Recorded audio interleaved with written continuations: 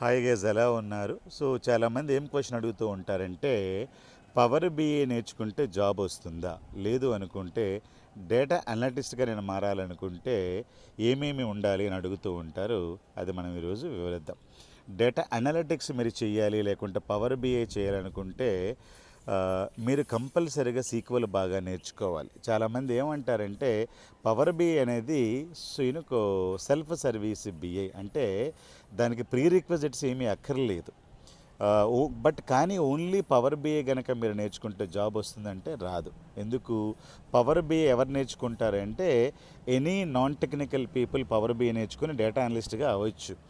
But మనం ఇంటర్వ్యూస్కి వెళ్ళంగానే sequel మీద గట్టిగా క్వశ్చన్లు అడుగుతారు. కాబట్టి మీరు పవర్ బిఐ నేర్చుకోవడానికి ప్రీ రిక్వజిట్లు ఏమీ లేకపోయినా జాబ్ సంపాదించడానికైతే మనకి sequel in depth of knowledge ఉంటుంది. గో ఆన్లైన్ ట్రైనింగ్స్లో యూట్యూబ్ ఛానల్లో మనకి 60 డేస్ సీక్వెల్ కాంటెంట్ ఉంటుంది.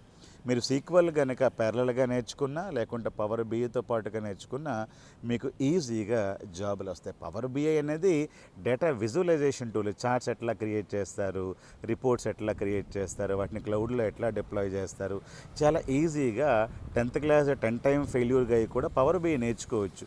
బట్ ఎక్కడ ఇష్యూ వస్తుందంటే సీక్వెల్ నాలెడ్జ్ సరిగ్గా లేకపోతే పవర్ బిఐ నేర్చుకున్న యూజ్లెస్. రెండోది ఏంటి? ఈటీఎల్ మీద గట్టిగా అవగాహన ఉండాలి. Extracting data, transformation data, loading data మీద గట్టిగా అవగాహన ఉండాలి. దీనికి ఎస్ఎస్ఐఎస్ కానీ ఏడిఎఫ్ కానీ ఇంకొక టూల్ నేర్చుకోవాలి. అది మీకు 1 మంత్ పడుతుంది. సీక్వెల్ ఒక 60 డేస్ అంటే 2 మంత్స్ పడుతుంది. పవర్ బిఐ ఒక 2 మంత్స్ పడుతుంది. తర్వాత డేటా వేర్ హౌసింగ్ కాన్సెప్ట్స్ అని ఒక 10 డేస్ ఉంటాయి. అది కూడా మన యూట్యూబ్ ఛానల్లో ఫ్రీగా ఉన్నాయి, మీరు చూడొచ్చు.